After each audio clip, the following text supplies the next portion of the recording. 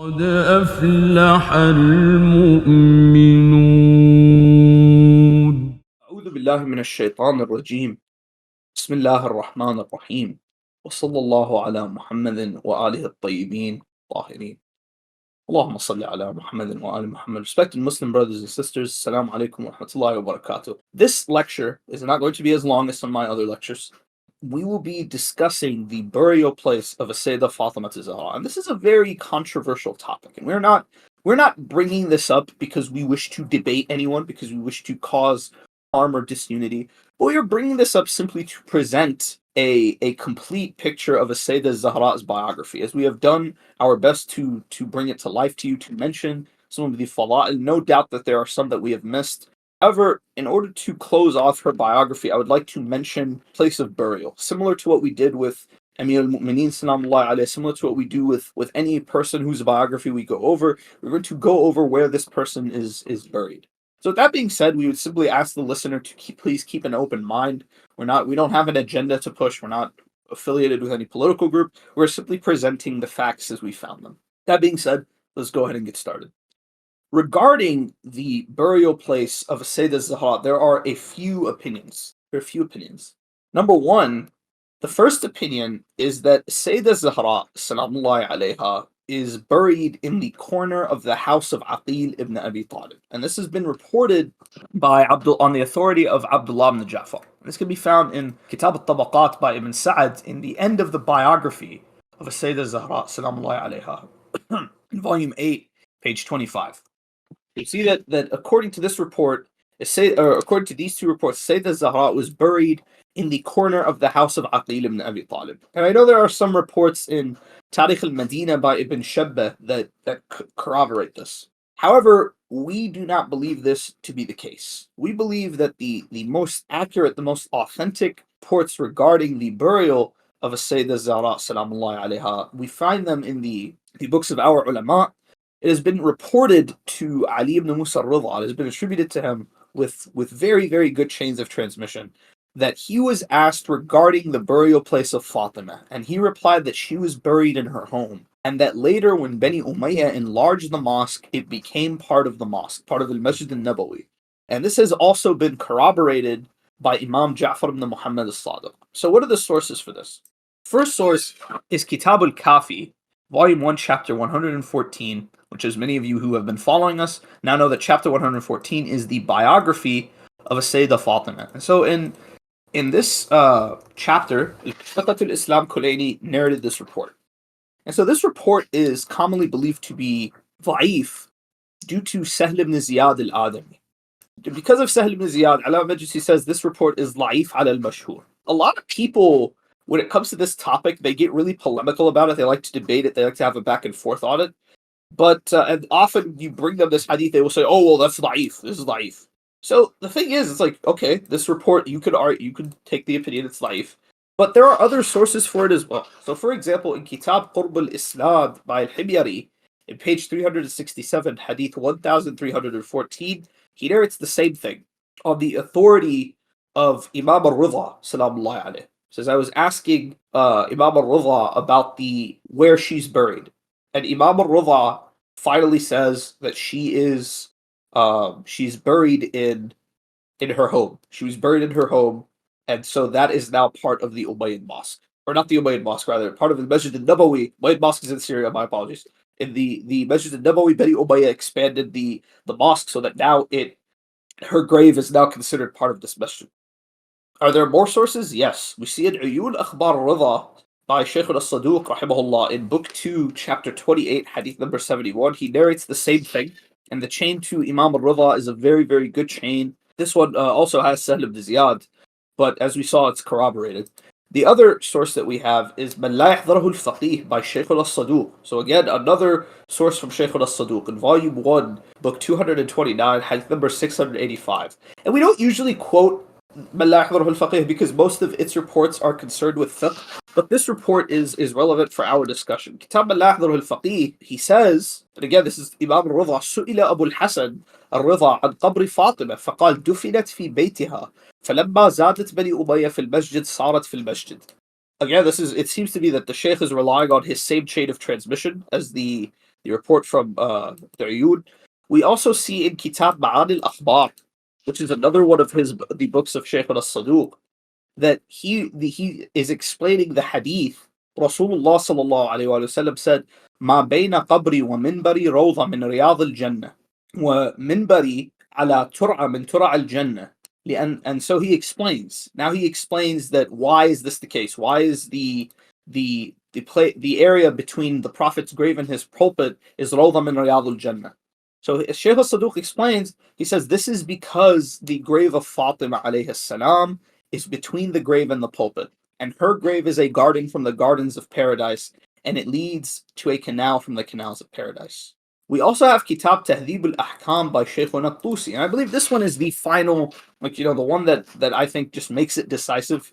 In Kitab Tahdhib al-Ahkam by Shaykhuna al-Tusi, rahimahullah, in volume 3, page 281, hadith number 705, he says the following. He says, عنه عن أحمد بن محمد بن أبي النصر قال سألت أبا الحسن إمام الرضا عن قبر فاطمة فقال دفنت في بيتها فلما زادت بني أمية في المسجد صارت في المسجد. So as you can see that the Muhaqqiq Ali Akbar Ghifari has graded the hadith as sahih. This is a sahih chain of transmission to Imam al-Rida alayhi salam. There are a few other sources. So you see many of these sources go back to Imam al-Rida salamullah alayhi. A few sources go back to Imam al-Sadiq. So one of them is this report, is the reports of Ibn Shabba in Kitab Tarikh al-Madinah. So he reports with two different chains of transmission. One of them goes back to Hammad ibn Isa, radiyallahu ta'ala alayhi, and Ja'far ibn Muhammad. The Mukhalifin consider Hammad ibn Isa to be da'if. That's why he weakened this report, but we don't care what he believes. عن جعفر بن محمد عن أبيه قال دفن علي فاطمة رضي الله عنها ليلا في منزلها الذي دخل في المسجد فقبرها عند باب المسجد المواجه دار أسماء بنت الحسين ابن عبد الله ابن عبيد الله ابن عباس. Imam al-Sadiq is saying is like she was buried in her house, which is now part of the masjid, and he gives some details as to how to identify where that is. He says it's in front of the house of this lady, of Asma bint al-Husayn bin Abdullah bin Ubaidillah bin Abbas. So on the page after it, so this is page 106 of volume 1 of Tarikh al-Madinah, on page 107, he says, حدثنا أبو غسان عن عبد الله بن إبراهيم بن عبيد الله أن جعفر بن محمد كان يقول قبرت فاطمة رضي الله عنها سلام الله عليها في بيتها الذي أدخله عمر بن عبد العزيز في المسجد.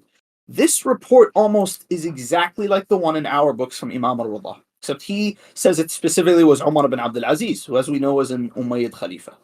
So a few points to ponder here. Number one, stay safe. But I grew up always hearing that Sayyidah Zahra's grave is unknown. That Sayyidah Zahra's grave is unknown. I say, what I would reply, I say, we grew up learning a lot of things. This is what our we found our fathers upon is not a valid reason when it comes to history.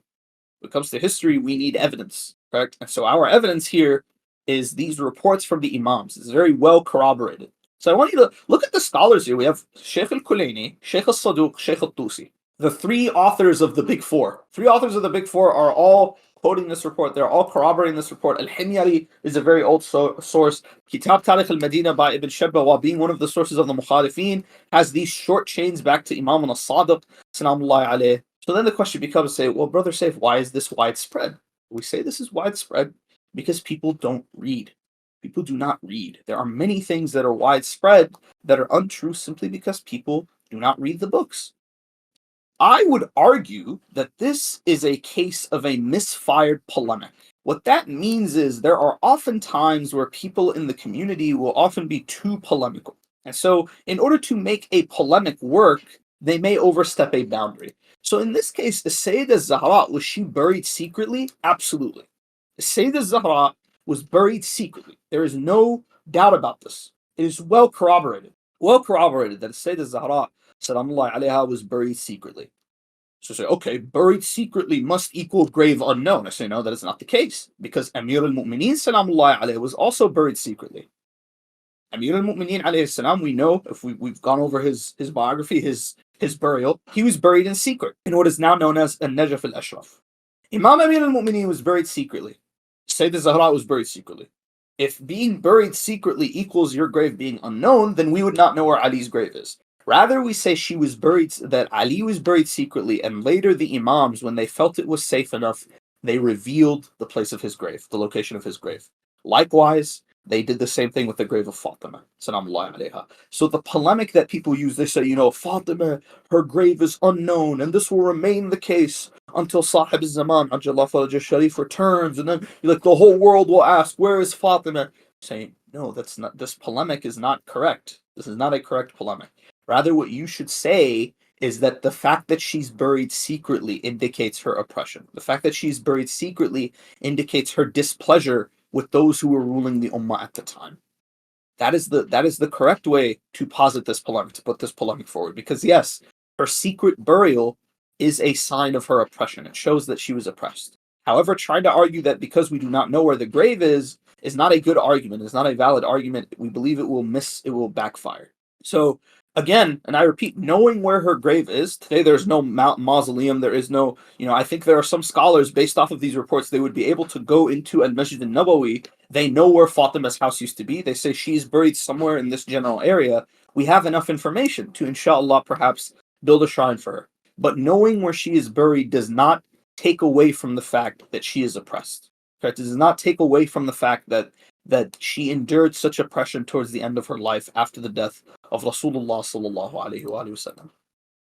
To summarize, what is commonly taught and what is commonly preached cannot counter, it cannot negate what the ulama have transmitted via strong chains of transmission, very corroborated chains of transmission to our Imam alayhi salam. When the Imam speaks, everyone else must fall silent. And indeed, her secret burial does not indicate that her oppression and her anger at those who oppressed her subsided. The later revelation of her gravesite does not negate the facts that she was oppressed and that she was angry with the rulers of the time, and Allah knows best. And with that being said, we now conclude this lecture, and that concludes our biography of Syeda Fatima Zahra salamullahi alayha. We want to thank you all for attending. May Allah bless all of you who shed tears perhaps for Syeda Zahra. We hope this benefited you. We hope that you learned about this great lady and you understand why she holds such a high status, why she's so near and dear to the hearts of so many mu'mineen. And with that being said, we will end with Surah Al-Fatiha. تسبقها الصلاة على محمد وآل محمد. اللهم صل على